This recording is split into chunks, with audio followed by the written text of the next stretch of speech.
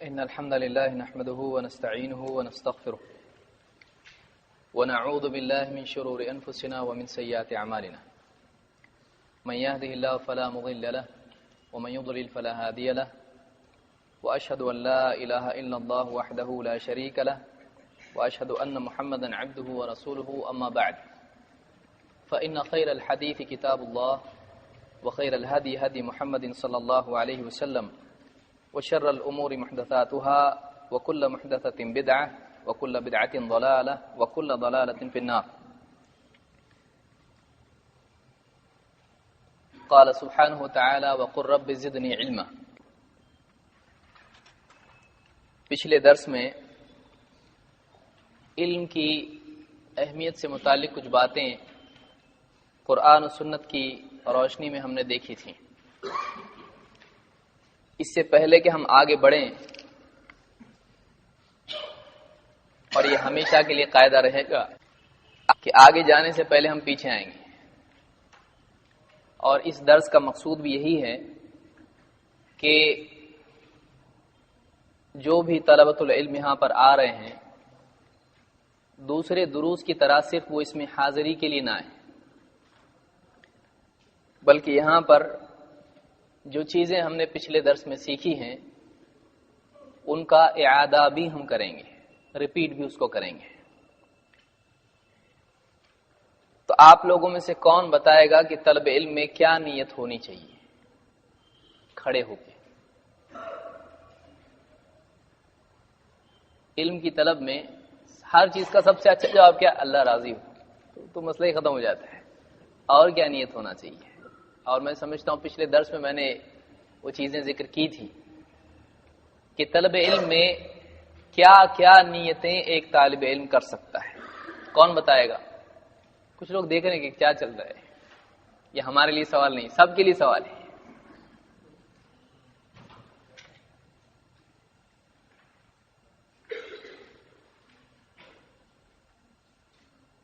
بعضوں سے اور بھی کوئی نیت رہتی کیسے؟ کچھ لوگ بول سکتے سوال صحیح نہیں ہے، شاید کنفیوز کرنے کے لیے. سوال صحیح ہے، کیا کیا نیتیں ہماری ہونی چاہیے؟ ٹھیک ہے، اللہ راضی ہو. اس کے بعد سٹارٹنگ سے ہی ڈینجر ہے. یہ تو جو پہلی مرتبہ آیا بولے یہ کیا ہے؟ کھڑے ہو کے کون بتائے گا؟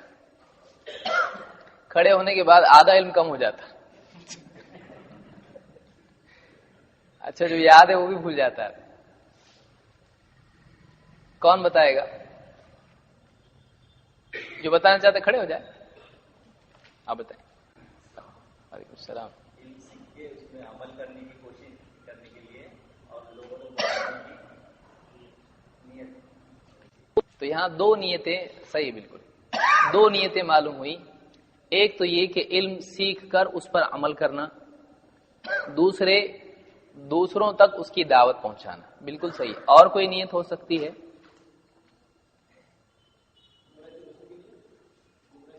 گمراہی سے بچنے کے لیے. چلو یہ ایک نیت ہو گئی. صدقہ جاریہ کے لیے، یعنی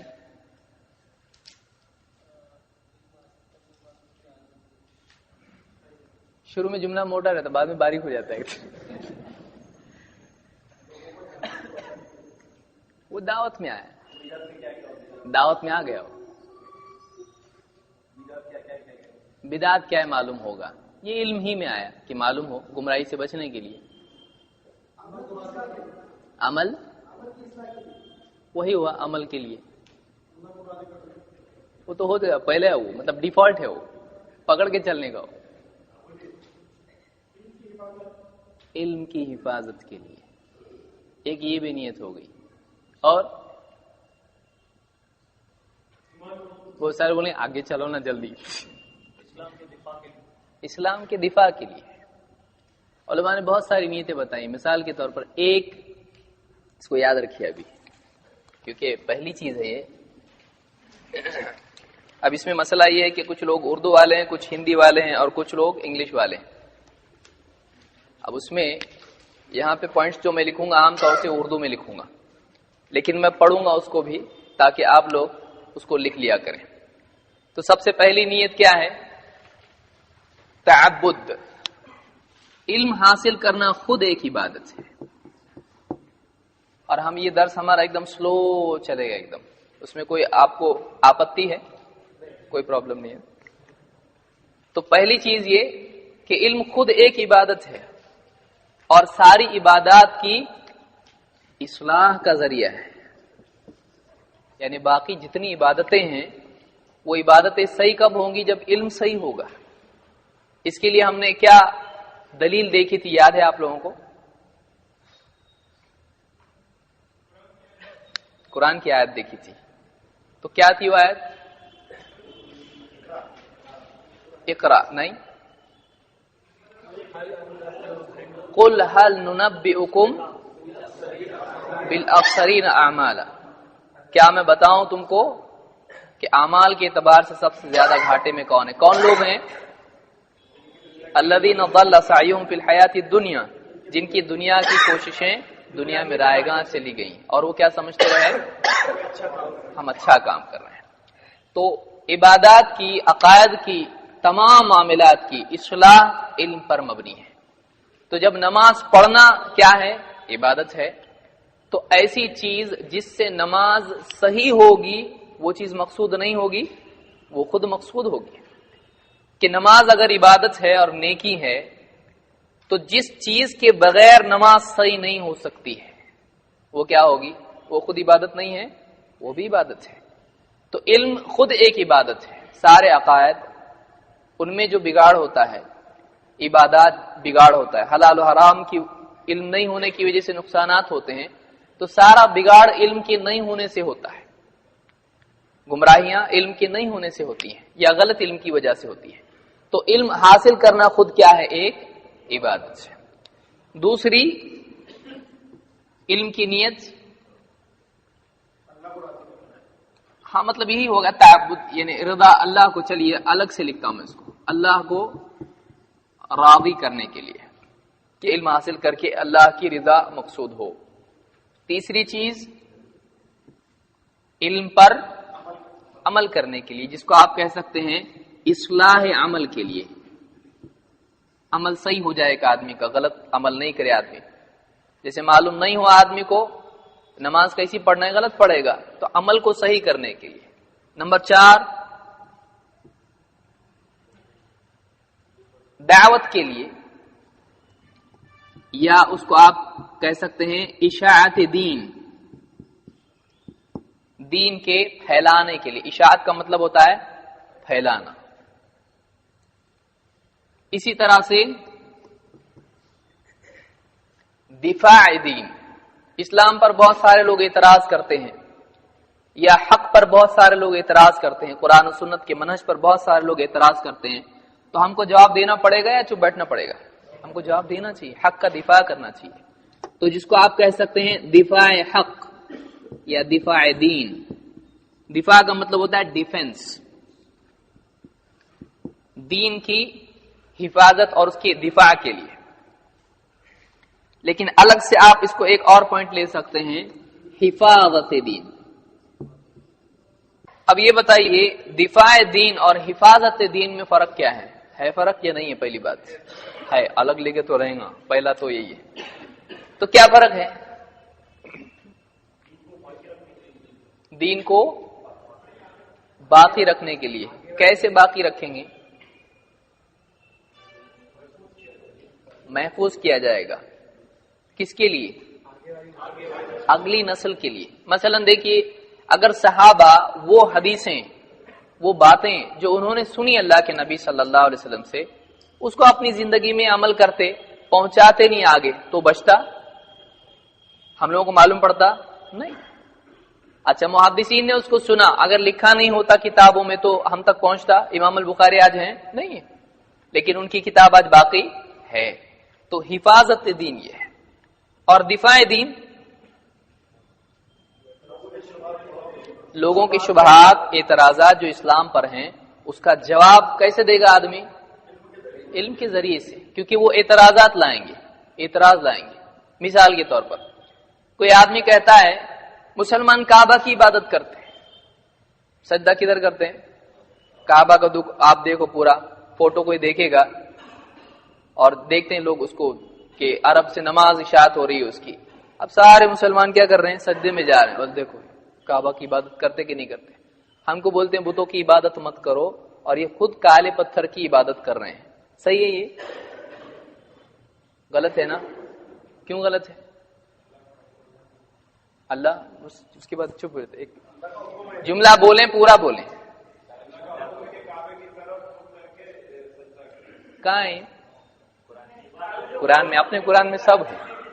ہاں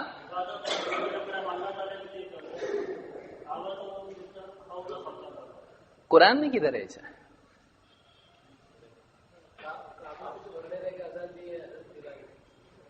کہاں ہے؟ ہاں معبود بدل گیا، دو ہو گیا ابھی.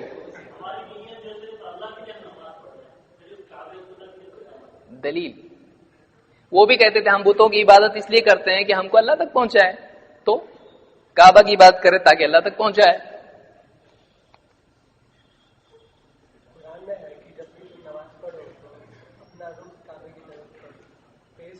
دیکھیے اس سے معلوم ہوتا ہے علم ضروری ہے. اب سانپ چھوڑ دیا ایسا آپ کے کمرے میں تو کیا کریں؟ علم کی ضرورت کیوں ہے؟ دفاع دین، دفاع حق. اگر باطل حق کے مقابلے میں اسلام کے بارے میں شبہات، آج دنیا میں میڈیا کی طاقت اتنی زیادہ بڑھ گئی ہے کہ دنیا کے کسی ایک کونے میں غلط بات بولی جاتی ہے اور پوری دنیا میں عام ہو جاتی ہے بہت تیزی کے ساتھ. میں نہیں سمجھتا اس سے پہلے اتنا زیادہ ایک خبر اتنے جلدی مشہور ہونے کا دور تھا، کبھی نہیں تھا آج سے زیادہ. یہ ہمارے لیے ایک نیگیٹو پوائنٹ بھی ہے، پازیٹو پوائنٹ بھی ہے. منفی سے اعتبار سے کہ ایک بھی غلط بات اگر کچھ ہوتی ہے پوری دنیا میں پھیل سکتی ہے، اور پازیٹو اس اعتبار سے کہ اگر آج ہم چاہیں اسلام کی بات کو، سچائی کو عام کریں تو بہت آسانی سے کر سکتے ہیں، کیونکہ ہمارے پاس آج مسلمانوں کے پاس طاقت ہے میڈیا کی. مسلمان بھی استعمال کر سکتا ہے اگر اس کو صحیح طور سے استعمال کرے. ایک ایسی صورت ہے جس میں اس کا جواب ہے، اور سب کو صورت میں سمجھتا ہوں یاد ہوگی. اللہ تعالیٰ فرماتا ہے فَلْيَعْبُدُوا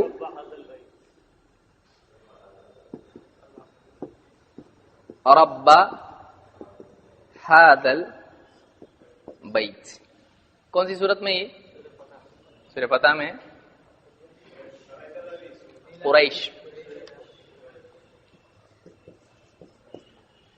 کیا ہے ترجمہ؟ فَلْيَعْبُدُوا، یعنی ان مشرکین کو چاہیے کہ وہ عبادت کریں. کس کی؟ رب هذا البیت، اس گھر کے رب کی. کون سا گھر ہے وہ؟ کعبہ. هذا البیت، یہ گھر. اس کا کون؟ رب. عبادت کس کی؟ تو گھر کی کرنے کا کہ رب کی کرنے کا؟ رب کی کرنے کا. تو قرآن میں خود اللہ نے فرمایا کہ ان کو چاہیے کہ وہ اس گھر کے رب کی عبادت کریں. اللہ نے یہ نہیں کہا گھر کی عبادت کرو، اللہ نے کیا کہا؟ گھر کے رب کی عبادت کرو. تو قرآن میں ہے ہی نہیں ایسا کہ اس کی عبادت کرو. قرآن یہ نہیں سکھاتا ہے کہ ہم کعبہ کی عبادت کریں. ہم کو کیا کہا گیا؟ ہم کعبہ کے رب کی عبادت کریں. وہ کون ہے؟ اللہ تعالیٰ ہے. سمجھ میں آیا؟ تو اگر ہمارے پاس علم ہو تو بہت سارے ایسے جو بھی شبہات ہیں ان کو ہم آسانی سے رد کر سکتے ہیں. لیکن کب ہو سکتا ہے یہ؟ جب ہمارے پاس صحیح علم ہو. ٹھیک ہے.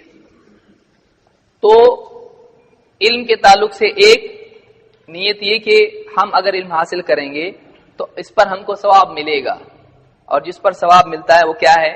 وہ عبادت ہے. علم حاصل کرنا خود ایک تعبدی امر ہے، عبادت ہے. نمبر دوسرا جو اسی کے ضمن میں، لیکن میں نے آپ لوگوں کی وجہ سے الگ لکھا ہوں اس کو، کیونکہ عبادت کرنا خود اللہ کو راضی کرنے کے لیے ہے. تو یہ اللہ کو راضی کرنے کے لیے کہ ہم ایسا کریں تو اللہ راضی ہو، ہم کو ثواب دے. پھر اصلاح عمل کے لیے، اس میں آپ اصلاح عمل کے ساتھ ساتھ اصلاح عقیدہ آپ رکھ سکتے ہو، یا آپ اس کو اگر ایک ہی لفظ میں لکھ سکتے ہیں اصلاح دین. آدمی کا پورا دین صحیح ہو جائے، غلط دین پر وہ قائم نہ ہو، صحیح دین پر آ جائے. پھر دعوت، اشاعت دین. پھر دفاع حق یا دفاع دین، اور حفاظت دین. تو یہ نیتیں ہماری علم کے سلسلے میں ہونی چاہیے. ٹھیک ہے ٹھیک ہے. اس سے پہلے ہم نے اقرا یہ جو سورت ہے اس کے بارے میں کچھ باتیں دیکھی تھی. کتنی آیتیں ہیں اس میں؟ 5. کون سی سورت میں یہ؟ سورہ العلق.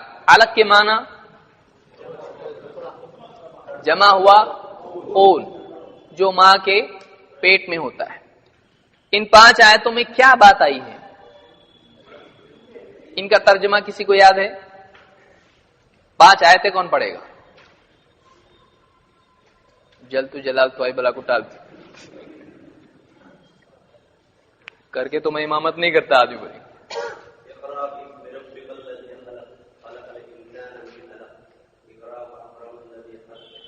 اقرا ورب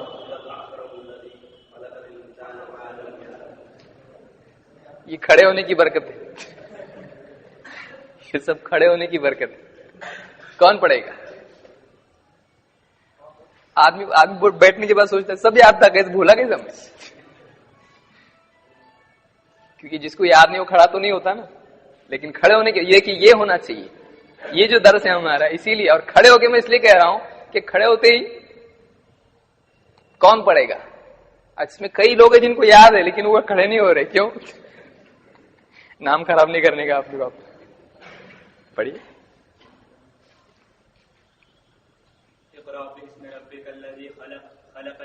اقرا اقرأ باسم ربك الذي خلق خلق الإنسان من علق اقرأ وربك الأكرم الذي علم بالقلم علم الإنسان ما لم يعلم. تو یہ 5 آیتیں ہیں. کیا مطلب ان کا؟ کون بتائے گا؟ بہت سے لوگ پڑھ رہے ہیں کتاب. چہرہ دکھنا نہیں چاہیے ہمارا. ایسے ہی ہونے والا ہے. آپ بے فکر رہو. یہ اس طرح سے اگر ہم سیکھیں گے تب جا کر ہم ایسے مجمع میں بول پائیں گے جو بالکل ہم کو پسند نہیں کرتا. کہ جو بالکل گھور رہا ہوگا ایک غلطی کر تو بس یہ غلطی کافی ہے. اس میں ہم کو کھڑے ہو کے بولنے آنا چاہیے. کون بولے گا کیا ترجمہ ہے اس کا؟ دیکھیے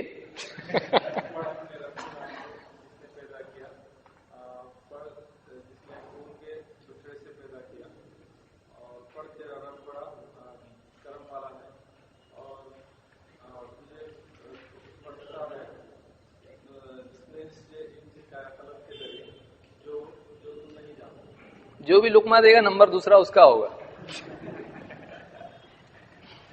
ٹھیک ہے. اس میں یہ آیت ہم نے یہاں پہ علم کے تعلق سے کیوں لی؟ کہ 5 آیتیں ہیں. ان کا یہ یعنی دوسری وحی ہے یا تیسری ہے؟ یہ کون سی ہے؟ پہلی ہے. اچھا پہلی ہے. اس لیے آپشن میں ہمیشہ دیکھنا دونوں بھی غلط ہو سکتے ہیں.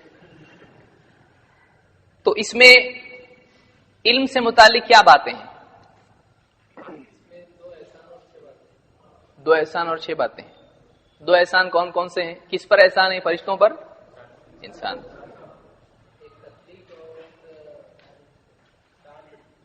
تعلم نہیں. تعلم کا مطلب سیکھنا ہوتا ہے. تعلیم کا مطلب سکھانا ہوتا ہے. یاد رکھیے اس کو. تعلم اور اس میں عربی بھی آپ سیکھتے جائیں گے تھوڑی تھوڑی تھوڑی تھوڑی. تعلم کا مطلب ہوتا ہے سیکھنا. تعلیم کا مطلب ہوتا ہے سکھانا. تو اس میں 2 احسانات ہیں. کون کون سے ہیں؟ ایک تخلیق اور دوسرا تعلیم. یعنی اللہ تخلیق کا مطلب پیدا کرنا بنانا. خلقہ سے لفظ اس کے لیے کیا ہے؟ خلقہ. خلقہ کا مطلب ہوتا ہے بنانا. ہمارے یہاں پر پیدا کرنا جو لفظ ہے یہ ایک ہی لفظ ہے لیکن عربی میں خلقہ اور ولدہ یہ 2 الگ لفظ ہوتے ہیں. خلقہ اور ولدہ میں کیا فرق ہے؟ ولدہ لم یلد ولم یولد. ولدہ یعنی جیسے پیٹ سے کسی کے کوئی چیز پیدا ہوتی جیسے ماں کے پیٹ سے بچہ. اسی لیے بولتے والدین کی فرما برداری کرنا. والدین کیوں آ رہا ہے؟ رفع الیدین کی وجہ سے. 2 جہاں 2 ہوتا ہے این آتا ہے اس میں. عیدین، والدین، دو کی وجہ سے، والد اور والدہ دونوں مل کے بنتے ہیں والدین. ید کی وجہ سے ہوتا ہے، دو اگر ہو تو کتنا ہوگا؟ یدین. وہ یدان ہوتا ہے لیکن یہاں پہ چونکہ آبجیکٹ ہے اس لیے یدین ہوگا. بہرحال تو خلق اور ولد میں فرق یہ ہے کہ جو پیٹ سے جیسے پیدا ہوتا ہے، ولادت جس کو بولتے ہیں، اس کو ولدہ کہیں گے. لیکن بنانا، آسمان و زمین اللہ نے بنایا، اس کو پیدا ہوا کہ وہ پیٹ سے پیدا ہوا ہے؟ نہیں، وہ خلق ہے وہ. لیکن پیٹ سے پیدا ہونا کیا ہے؟ ولدہ اس کے لیے آتا ہے. سمجھ میں آیا؟ یہ دونوں میں فرق ہے. اس لیے بعض لوگوں کو شبہ ہوتا ہے قرآن میں اس نے کسی کو پیدا نہیں کیا، وہ کسی سے پیدا نہیں ہوا. تو اگر کوئی آدمی ایسا سمجھے تو بولے سب کچھ تو اللہ نے پیدا کیا اور پھر یہ کیسا نہیں پیدا ہوا، یہ کیا مطلب ہے؟ تو وہ ولدہ کا انکار ہے. اللہ سے کچھ پیدا ہوا، اللہ نے کسی کو جنا کا لفظ بعض لوگ استعمال کرتے ہیں اس کے لیے وضاحت کے لیے تاکہ کنفیوز ہوگی پبلک. بعض لوگوں کو یہ لفظ تھوڑا اچھا نہیں لگتا ہے، لیکن یہ اسی لیے بعض مترجمین نے کیا ہے کہ فرق سمجھ میں آئے کیا ہے کہ پیٹ سے پیدا ہونا، اردو میں پیدا کرنا، پیدا ہونا، اس میں فرق کرنا نہیں آتا اردو میں، عربی میں ایزیلی ہو جاتا ہے. تو خلق یعنی پیدا، تخلیق بنانا، وجود دینا، اور ولدہ پیدا کرنا، جس کو بعض طور پر جننا اس طرح سے لفظ ہوتا ہے لیکن تھوڑا اچھا نہیں لگتا ہے بعض لوگوں کو یہ لفظ. بہرحال تو یہ اس میں دو احسان اللہ نے ذکر کیے. اس میں علمی اعتبار سے کون کون سے الفاظ ہیں؟ کون سی صورت میں؟ العلق کی 5 آیتوں میں. پہلا لفظ کیا ہے؟ اقرا کا مطلب کیا ہوتا ہے؟ پڑھ. پھر اس کے بعد دوسرا لفظ کیا آیا؟ ہاں، علمہ. کتنی بار آیا ہے؟ 2 بار. پھر اور ایک کون سا لفظ آیا؟ قلم. قلم کا لفظ ہے یعنی بالقلم، قلم کا لفظ ہے. اور معلم یعلم ہے یعنی یعلم. تو یعنی علم یہاں پر اقرا 2 بار آیا، اور اسی طرح سے علمہ 2 بار آیا، قلم 1 بار آیا، اور معلم یعلم جو کہ علم سے متعلق لفظ ہے اللہ نے اس کو ذکر کیا. تو پہلی وحی میں کل ملا کے جو ٹاپک ہے وہ کتنی چیزیں ہیں؟ 5. ٹاپک کتنے اس میں؟ 2. تخلیق اور یہ دونوں انسان پر کیا ہے؟ اللہ کے احسانات ہیں. ٹھیک. وہ کون سی 3 چیزیں ہیں جن کا ثواب انسان کو مرنے کے بعد بھی ملتا رہتا ہے؟ کون بتائے گا کھڑے ہو کے؟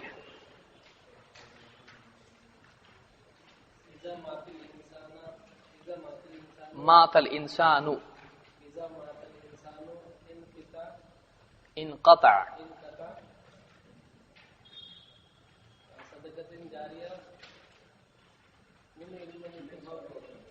ترجمہ؟ جب انسان مر جاتا ہے تو اس کے سارے اعمال منقطع ہو جاتے ہیں سوائے 3 چیزوں کے. صدقہ جاریہ، ایسا ہی جس سے نفع اٹھایا جائے، اور نیکسٹ والے اور تاکہ مرنے کے بعد دعا کرے. یعنی 3 چیزیں ہیں جن کا ثواب مرنے کے بعد بھی ملتا رہتا ہے. اگر یہ حدیث کہاں کہاں آپ ذکر کر سکتے ہو، کس کس ٹاپک کے ضمن میں ذکر کر سکتے ہو؟ نمبر 1، ہاں تو وہ صحیح نہیں ہے. اس کی آیت اس حدیث سے معلوم ہوتا ہے وہ کیسا؟ یہ بھی سمجھنا ضروری ہے. یہ حدیث اس باب میں نہیں آتی ہے،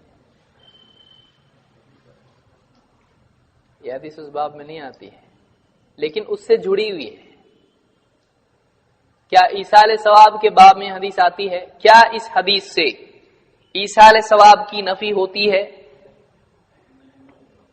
ایصال ثواب کا فائدہ نہیں. کیا اس میں یہ حدیث ذکر کر سکتے ہیں یا نہیں؟ ایصال ثواب جاری ہوتا ہے، صدقہ جاریہ میں ایصال ثواب بھی آتا ہے. اچھا یہ بتائیے، چلیے چونکہ ہر چیز کو ہم سمجھتے چلیں گے، کبھی ایسا ہوگا کہ ضمن میں کچھ باتیں آ جائیں گی جن کو ہم کو واضح طور پر سمجھنا ضروری ہوگا کہ یہ حدیث اس باب میں آتی ہے کہ نہیں آتی ہے، کیونکہ بہت ساری غلط فہمیاں بھی ہوں گی جس کو ہم واضح کرتے جائیں گے. یہ بتائیے ایصال ثواب میں اور صدقہ جاریہ میں فرق ہے؟ اب سوال پہ بہت سارے لوگ ڈیپینڈ رہتے ہیں، ہے کیا؟ بولتے نہیں، نہیں ہے نا، نہیں ہے نا، ہے. صدقہ جاریہ میں اور ایصال ثواب میں فرق ہے یا نہیں ہے؟ کیا ہے؟ کون بتائے گا؟ ایصال ثواب میں ایک دوسرے کا عمل دوسرے کے اعمال کا ثواب کسی کو پہنچانا ہے، اور صدقہ جاریہ میں کسی کا خود کا عمل کی بینیفٹ اس کو مرنے کے بعد ملنے کے. دونوں میں یہ فرق ہے. ایصال ثواب میں عمل کسی اور کا ہوتا ہے اور کسی اور کو پہنچایا جاتا ہے. ایصال کے معنی کیا ہے عربی زبان؟ ایصال الثواب، ایصال پہنچانا. وصلہ کے معنی ہوتے ہیں پہنچنا. ایصال پہنچانا. آپ کا خط موصول ہوا، خط میں آتا ہے نا. وسیلہ کا آپ یہاں نہ دیکھیں اس لیے کہ وسیلہ سین سے آتا ہے. اپنے طور پہ عربی نہیں سیکھے کچھ بھی، اس سے وہ بھی ہوں گا، اس میں اجتہاد مت کیجیے. تو ایصال کا مطلب کیا ہوتا ہے؟ پہنچانا. اور صدقہ جاریہ،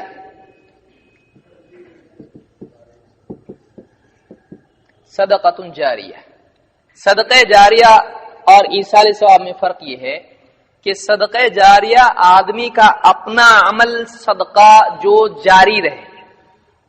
تو یہ عمل کرنے والے کا تھا، مر گیا آدمی، عمل جاری ہے. مثال کنواں کھدوا دیا، کنواں باقی، کنواں کھدوانے والا باقی نہیں ہے، تو عمل کس کا تھا؟ کھدوانے والے کا. عمل باقی ہے، عامل باقی ہے نہیں، تو یہ جاری رہا صدقہ جاری. ایصال ثواب، ثواب پہنچانا کسی کو. کوئی مر گیا، زندہ ہے، اولاد ہے، کچھ صدقہ کر کے یہ ثواب میرے والدین کو یا فلاں والد کو، والدہ کو یا دادا کو، نانا کو پہنچے، یہ کیا ہے؟ ایصال ثواب. دونوں میں فرق ہے. اس حدیث میں کس چیز کے باقی رہنے کا، کس کے عمل کے باقی رہنے کا ذکر ہے، اور کس کے عمل کے منقطع ہونے کا ذکر ہے؟ مرنے والے کی. تو ایصال ثواب اس میں آتا ہے؟ نہیں آتا ہے. ایصال ثواب کسی اور کا عمل ہوتا ہے جو زندہ ہے ابھی. تو کیا اس سے ایصال ثواب کی نفی ہوتی ہے؟ اس حدیث سے اس سے ایصال ثواب غلط ثابت ہوتا ہے؟ نہیں. اس میں ایک آدمی عمل کر کے مر گیا، اس کا عمل جو اس نے زندگی میں کیا تھا وہ چیز باقی. جیسے مثلا کسی آدمی نے مسجد میں قرآن رکھ دیا پڑھنے کے لیے، اب وہ مر گیا، اب قرآن اس کے بعد باقی ہے. چونکہ قرآن رکھنے والا وہ تھا، اب اس کی زندگی میں لوگ پڑھتے تھے، اس کو ثواب ملے گا. وہ مر گیا تو قرآن دوسرے کا ہو گیا؟ نہیں، ثواب اسی کو ملا کیونکہ یہ عمل کرنے والا وہی تھا. تو مرنے کے بعد بھی اس کا ثواب اس کو ملتا رہے گا. یہ صدقہ جاریہ ہے کیونکہ وہ جاری رہا صدقہ. یہ مر گیا، صدقہ جاری ہے. اور ایصال ثواب جو ہے وہ دوسرے کا عمل ہوتا ہے تو وہ کر سکتے ہیں، لیکن ایصال ثواب میں صرف صدقہ چلتا ہے. کسی کا کلمہ پڑھ کے بھیج سکتے اس کو؟ وہ کلمہ نہیں پڑھا، میں پڑھ کے بھیجتا اس کا کلمہ، نہیں کر سکتے. تو عبادات جو ثابت ہیں، حج بدل وغیرہ، یا کسی کا روزہ نظر کا باقی ہے، اس طرح سے کر سکتے ہیں. عمرہ کر سکتے ہیں، لیکن قرآن خوانی کر سکتے ہیں؟ کر سکتے کہ نہیں کر سکتے؟ میت کی طرف سے یہ پڑھ کے پہنچاؤ ثواب، کر سکتے ہیں؟ کیوں نہیں؟ اللہ کے نبی صلی اللہ علیہ وسلم صحابہ نے نہیں کیا. یہ کس نے کہا ہے؟ اس کے قائل کون کون ہیں؟ مثال کے طور پر پہلے پچھلے علماء میں سے جو ہم بول رہے ہیں اس کے قائل امام شافعی بھی ہیں. وہ بھی بولتے نہیں پہنچتا، جو ثابت ہے وہ پہنچتا ہے، باقی نہیں پہنچتا. تو ہم انہی کے قول کے مطابق ہیں. یہ ہمارا نیا قول نہیں ہے. لوگ یہ نہیں کہیں گے کہاں سے لائے، دیکھو پہلے سے لوگ کرتے آ رہے، لوگ نیا نکالے. امام شافعی بولتے نہیں پہنچتا، سوائے صدقے کے اور جو چیزیں حدیث میں آئی ہیں ان کے سوا نہیں پہنچتا ہے. ٹھیک ہے. بہرحال تو اس حدیث میں ہم کہاں فٹ ہوتی، جیسے میں نے پوچھا تھا. اس حدیث میں ہم بتا سکتے ہیں، لوگ آتے ہیں کہ ہمارے والدین کا انتقال ہو گیا، ہم ان کے لیے کیا کریں، سب سے اچھی چیز کیا ہے؟ تو سب سے اچھی چیز ان کے لیے کرنے کی کیا ہے؟ دعا ہے. اور چاہیں تو ایصال ثواب بھی کر سکتے ہیں، لیکن سب سے اچھی چیز کیا ہے؟ تو آپ صلی اللہ علیہ وسلم نے کیا کہا؟ اس کے بعد فائدہ اس کو ہوتا ہے جس چیز سے، وہ کیا ہے؟ اول دن صالح یدعو له، نیک اولاد اس کے لیے دعا کرتی رہے. چلیے اب آگے بڑھتے ہیں ہم لوگ.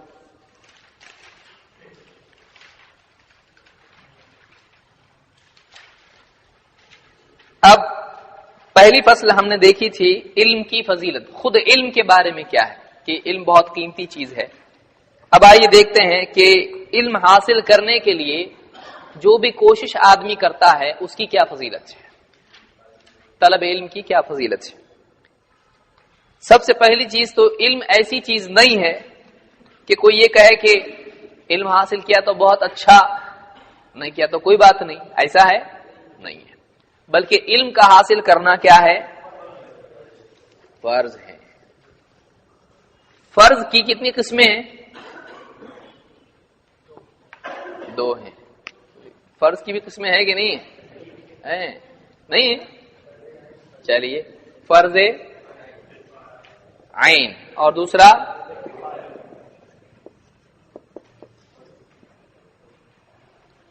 آ رہا ہوں میں آگے اب اس میں۔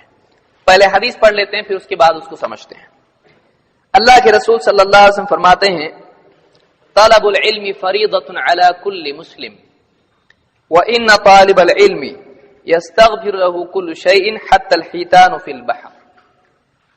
طلب العلم، علم کا طلب کرنا، علم کا حاصل کرنا، فریضۃ، فریضۃ فرض، علی کل مسلم، طلب العلم فریضۃ علی کل مسلم، علم کا طلب کرنا فرض ہے اوپر ہر مسلم کے، کل مسلم ہر مسلم، تو علم کا حاصل کرنا ہر مسلمان پر فرض ہے۔ تو کیا سارے مسلمانوں نے علماء بن جانا چاہیے؟ کیونکہ علم کا حاصل کرنا فرض ہے نا۔ پھر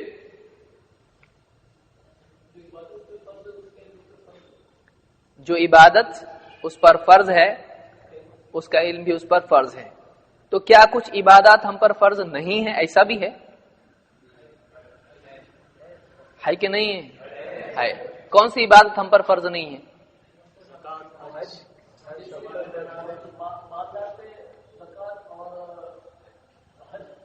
فرض ہے، غریب پر نہیں ہے۔ کیا قاعدہ ہے اس میں؟ دلیل کیا ہے اس میں؟ ہاں، ہاتھ کیوں اٹھا رہے؟ اسکول بولے تو ٹوٹل اسکول ہو گیا۔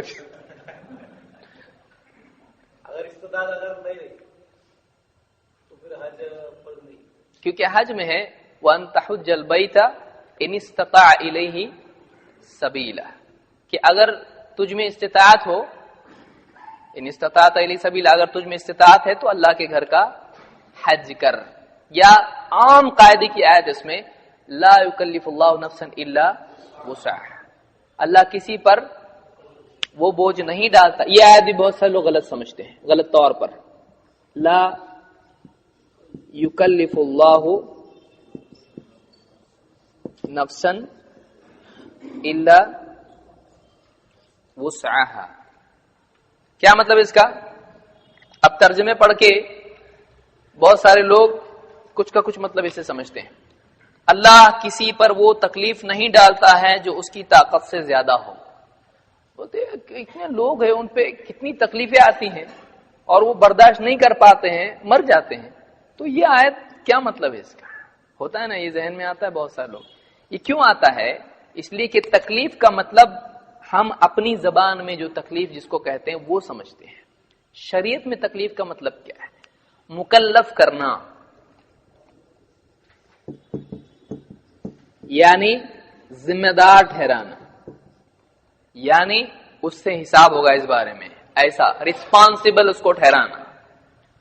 یعنی اللہ تعالی کسی پر وہ ذمہ داری نہیں ڈالتا ہے جس کے اٹھانے کی اس میں طاقت نہ ہو۔ اللہ تعالی کسی کو ایسی چیز کا ذمہ دار نہیں ٹھہرائے گا، اس کی پوچھ اس پر نہیں کرے گا جو اس کی طاقت میں نہیں تھی۔ یہ مطلب ہے اس کا، سمجھ میں آئی بات؟ یعنی کوئی آدمی غریب آدمی تھا اور وہ حج کو نہیں جا سکتا تھا، کیا قیامت کے دن اس سے پوچھ ہوگی حج کیوں نہیں کیا تو نے؟ ہوگی؟ کیوں نہیں ہوگی؟ تو استطاعت نہیں تھی اس کی، تو ایسا آدمی حج کا مکلف ہے نہیں ہے۔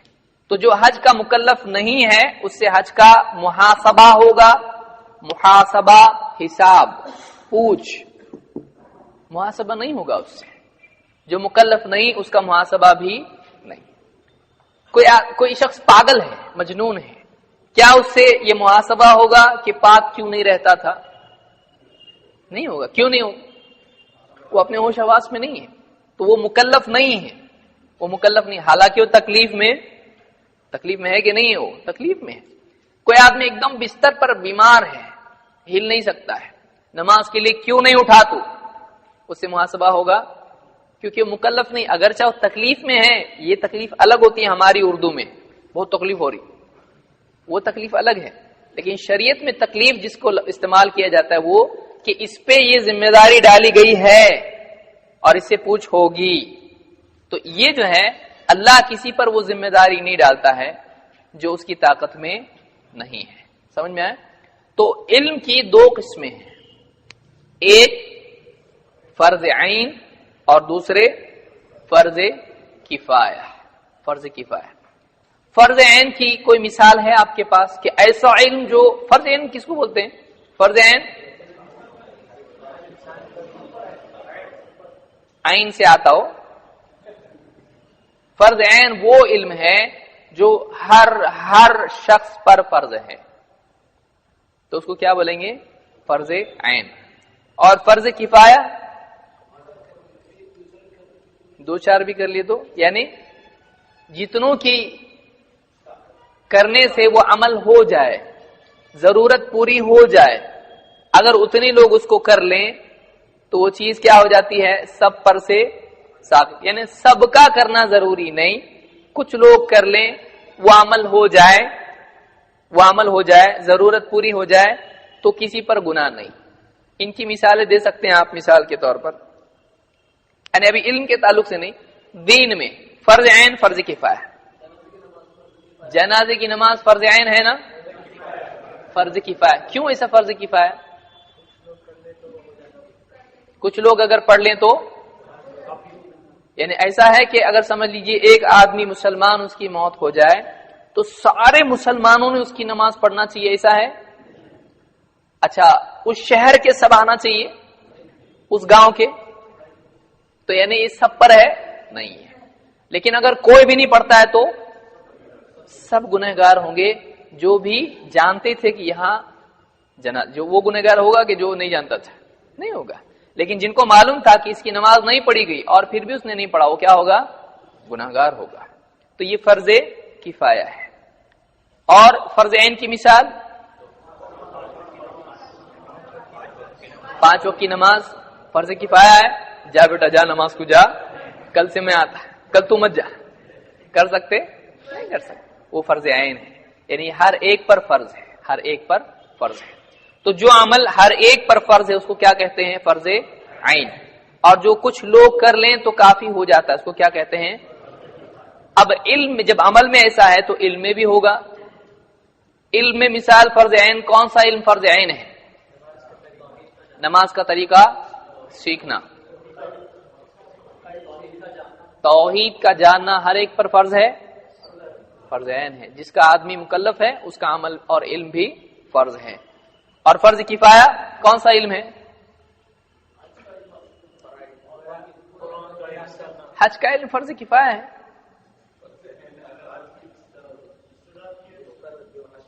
یعنی کچھ لوگ علم حاصل کر لیں تو باقی لوگوں سے ساقط ہو جاتا، ایسا ہے؟ یعنی غیر حاجی سیکھ لیں اور حاجی نہیں سیکھے تو ایسے علوم یاد رکھیے اس کو، ایسے علوم جو ہر ایک پر نہیں ہیں وہ علوم کیا ہیں؟ فرض کفایہ۔ اور ایسے علوم جو ہر ایک کے لیے ضروری ہیں وہ کیا ہے؟ فرض عین۔ اب میراث مثلا ہے، اب اس میں فرق یاد رکھیے، جیسے حج کی مثال آئی تھی، حج کا علم کیا ہر مسلمان پر فرض ہے نا؟ حج کو نہیں جانے کا تو بھی فرض ہے نہیں، تو اس کو فرض عین کہا جا سکتا ہے۔ فرض عین کس کو کہتے ہیں؟ جو ہر ایک پر فرض۔ اب یہ کس پر فرض ہے؟ جو استطاعت رکھتا ہے اسی پر فرض ہے، نہ کہ ہر مسلمان پر۔ اسی طرح سے حدیث کی اسناد کا علم، اب یہ تیسری چیز ہے، حدیث کی سندیں تحقیق کرنا، یہ کس پر ضروری ہے؟ حاجی صاحب پہ یا جس پر زکوٰۃ فرض ہے اس پہ؟ یہ طے کیا گیا ہے کہ فلاں، جیسے دیکھیے فرق یاد رکھیے، میں نے بتایا جیسے حج کا علم ہے تو حج کسی نہ کسی پہ کبھی نہ کبھی فرض ہوتا ہے کہ نہیں ہوتا ہے، وہ امال آ گیا، حج فرض ہو گیا اس کے اوپر۔ لیکن کیا حدیث کی اسناد کا علم ایسا تھا کہ اتنی عمر ہو گئی 40 سال کی ہو گئی تو اب حدیث کی اسناد کا علم فرض ہو گیا، حدیث کی سندیں سیکھنا ضروری ہے؟ کیا ایسا ہے؟ نہیں ہے۔ کسی پر بھی متعین نہیں ہے وہ کہ مال آ گیا تو حدیث کی سندیں سیکھنا فرض ہو جاتا ہے، یا عرب میں پیدا ہوا تو حدیث کی سندیں سیکھنا ضروری ہے، کسی پر بھی نہیں ہے وہ۔ لیکن کچھ لوگ کرنا پڑے گا اس کو، اگر نہیں کرتے ہیں تو اسلام کے بارے میں شکوک اور شبہات کھل جائیں گے۔ تو کسی پر بھی طے ہے نہیں ہے، لیکن کسی نہ کسی کو کرنا پڑے گا۔ تو ایسے علم کو کیا کہتے ہیں؟ فرض کفایہ۔ سمجھ میں آئی بات؟ تو ایسا علم جو ہے یہ فرض کفایہ ہے جو کچھ لوگوں کو کرنا ہی پڑے گا۔ تفسیر کا علم مثلا، تفسیر کا علم، یا اسی طرح سے یعنی وہ علوم جو دین کی یعنی بنیادی علوم ہیں لیکن ہر ایک کے لیے ضروری نہیں ہے وہ، جیسے تفسیر کا علم ہے، حدیث کی سند کا علم ہے، ناسخ منسوخ کا علم ہے، یا عربی زبان کے علوم ہیں۔ عربی کا سیکھنا ہر ایک پر فرض ہے؟ عربی زبان سیکھنا ہر ایک پر فرض ہے یا نہیں ہے؟ نہیں ہے، عربی سیکھنا ہر ایک پر فرض نہیں ہے۔ لیکن اگر کسی کو بھی عربی نہیں آتی مسلمانوں میں سے تو یہ کیا جائز ہے امت کے لیے؟ گناہگار ہوں گے وہ لوگ جو عربی سیکھنے کی استطاعت رکھتے ہیں۔ کیوں؟ اس لیے کہ دینی علوم سارے کون سی زبان میں ہیں؟ عربی زبان میں ہے، اس کے بغیر قرآن کو سمجھا جا سکتا ہے؟ نہیں۔ تو سمجھ میں آئی بات؟ تو اب اس حدیث کو ہم آسانی سے سمجھ سکتے ہیں۔ اللہ کے نبی صلی اللہ علیہ وسلم فرماتے ہیں طلب العلم فریضۃ علی کل مسلم، علم کا سیکھنا ہر مسلمان پر فرض ہے۔ تو اس سے سارے دین کا معاملہ آیا، بلکہ جس علم کا وہ مکلف ہے اس کا سیکھنا ہر مسلمان پر کیا ہے؟ فرض ہے۔ وَإِنَّ طَالِبَ الْعِلْمِ يَسْتَغْفِرُ لَهُ كُلُّ شَيْءٍ حَتَّى الْحِيتَانُ فِي الْبَحْرِ، اور طالب علم کے لیے ہر چیز استغفار کرتی ہے، مغفرت کی دعا کرتی ہے، یہاں تک کہ سمندر کی مچھلیاں بھی۔ تو اس سے طالب علم کی اور طلب علم کی فضیلت معلوم ہوتی ہے کہ جو بھی طالب علم ہوتا ہے اس کے لیے ہر چیز کیا کرتی ہے؟ مغفرت کی دعا کرتی ہے۔ کیوں کرتی ہے؟ سمندر کی مچھلیوں کا اس کا کیا تعلق ہے؟ ایک طالب علم مثلا دین سیکھنے کے لیے گھر سے نکل رہا ہے یا گھر میں بیٹھ کے دین سیکھ رہا ہے، حدیث پڑھ رہا ہے، قرآن پڑھ رہا ہے، سمجھنے کی کوشش کر رہا ہے دین کو، تو اس کے لیے سمندر کی مچھلیاں بھلا کیوں دعا کریں گی؟ مخلوقات کیوں دعا کریں گی؟ کیا وجہ ہے اس کی؟ اس کے ذریعے سے خیر ہے۔ کیسے؟ لوگ شرک سے بچیں گے تو بدعات سے بچیں گے، نماز پڑھیں گے، روزہ رکھیں گے، ذکر کریں گے۔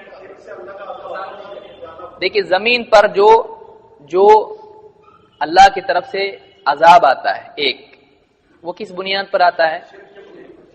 صرف گناہوں کی بنیاد پر آتا ہے، بندوں کے برے اعمال کی بنیاد پر آتا ہے۔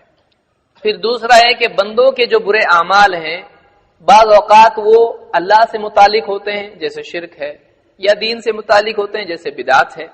کبھی وہ ظلم بھی ہوتا ہے جو بندوں کے حقوق کو ضائع کرنا ہوتا ہے، کبھی انسان پر ظلم ہوتا ہے، کبھی جانوروں پر بھی ظلم ہوتا ہے۔ تو بندوں کے اعمال کے فساد کی وجہ سے خود بندوں کے عمل سے مخلوق کو نقصان ہوتا ہے، پھر دوسری طرف اللہ کی طرف سے اس پر جو عذاب آتا ہے اس میں بعض اوقات مخلوقات بھی آ جاتی کہ نہیں آتی۔ اگر آسمان سے عذاب آئے گا تو انسان کے ساتھ ساتھ چوپائے بھی، اور بلکہ بعض اوقات بروں کے ساتھ نیک لوگ بھی اس کی لپیٹ میں آ جاتے ہیں۔ زلزلہ آیا گناہوں کی وجہ سے مثلا، تو کیا صرف نیک لوگ بچ جائیں گے؟ اس میں ایسا نہیں ہوتا ہے۔ اللہ کا عام ضابطہ یہی ہے کہ سب اس میں ہلاک ہوتے ہیں، پھر قیامت کے دن ان کی دینداری، ان کی نیتوں کی بنیاد پر ان کو اٹھایا جائے گا۔ تو جو اللہ کی طرف سے عذاب آتا ہے اس میں مخلوقات بھی پستی ہیں، ان پر بھی وہ تکلیف آتی ہے۔ تو سمندر کی مچھلیاں اور دوسری مخلوقات طالب علم کے لیے کیوں دعا کرتی ہیں، اب آپ کو سمجھ میں آئے گا۔ ان کے لیے مغفرت کی دعا اس لیے کرتی ہیں کہ جب یہ علم حاصل کرے گا تو اس کے علم سے لوگوں کے عقائد صحیح ہوں گے، لوگوں کو حلال و حرام کا علم ہوگا، لوگوں کو صحیح اخلاق معلوم پڑیں گے۔ اس کے علم کی وجہ سے دین لوگوں کا صحیح ہوگا۔ جب لوگ واقعی صحیح دین پر آئیں گے، اللہ کی طرف سے فیصلے خیر کے آئیں گے اور اس میں ہم کو بھی حصہ ملے گا، اور اللہ کے عذاب سے لوگ بچ جائیں گے اور جس سے ہم بھی بچ جائیں گے۔ تو مچھلیاں اور جتنے جاندار ہیں وہ کس کے لیے دعا کرتی ہیں؟ طالب علم۔ یعنی طالب علم کتنا امپورٹنٹ انسان ہے، کتنا اہم شخص ہے وہ، جس کے ساتھ سماج کی خیر جڑی ہوئی ہے۔ اور دیکھیے اگر انسان کو واقعی صحیح معلوم نہیں ہو دین، اب جیسے جھٹکے کا گوشت ہے، جانوروں کا شکار کرنا ہے بے وجہ تیر اندازی کے لیے، یا جانوروں کو باندھ کے مارنا، ان کو ستانا، یہ ساری چیزیں کیوں ہوتی ہیں؟ انسان کو واقعی دین معلوم نہیں ہوتا ہے یا اس کے نفس کی اصلاح نہیں ہوئی ہوتی ہے۔ تو علم ہی کی بنیاد پر یہ ساری چیزیں ممکن ہیں کہ ایک آدمی کو صحیح علم دیا جائے کیا حلال ہے کیا حرام، اور دوسرا ہے کہ اس کے نفس کا تزکیہ کیا جائے۔ تو یہ مخلوقات جو ہیں اسی لیے طالب علم کے لیے دعا کرتے، یہی معنی علماء نے اس حدیث کے ضمن میں ذکر کیے ہیں۔ اس کو ابن عبد البر نے، اس کو بعض اوقات لوگ غلط پڑھتے ہیں،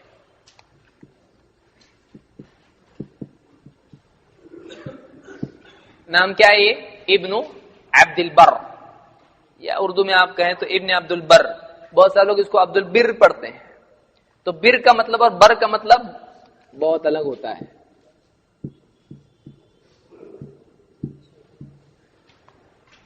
ایسا بھی رہتا کہ اتنا ڈیپ کیوں جا رہے؟ بر کا مطلب ہوتا ہے نیکی کرنے والا، بھلائی کرنے والا، اسی لیے بر اللہ کے ناموں میں سے بر الرؤف ہے نا، بر۔ اور بر کا مطلب ہوتا ہے نیکی، اور بر کا مطلب بہت بھلائی کرنے والا، اور بر کا مطلب بھلائی۔ تو عبد البر کا مطلب کیا ہو جائے گا؟ بھلائی کرنے والے کا، اور عبد البر کا مطلب بھلائی کو بندہ، نیکی کا بندہ۔ ہم نیکی کے بندے بن سکتے ہیں؟ نیکی بندے کا عمل ہوتا ہے، بندے کے عمل کا بندہ۔ تو عبد البر ہے وہ، یاد رکھیے نام، یہ بہت بڑے علماء میں سے گزرے ہیں، ابن عبد البر۔ ان کی کتاب ہے جامع بیان العلم وفضلہ۔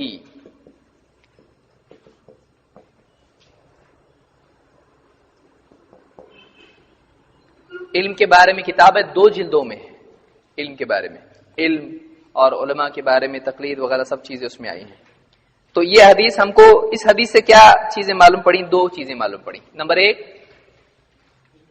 ایک علم ہر مسلمان پر کتنا، جتنا اس کی استعداد کیپیسٹی ہے، مکلف ہے جس کا۔ اور دوسری چیز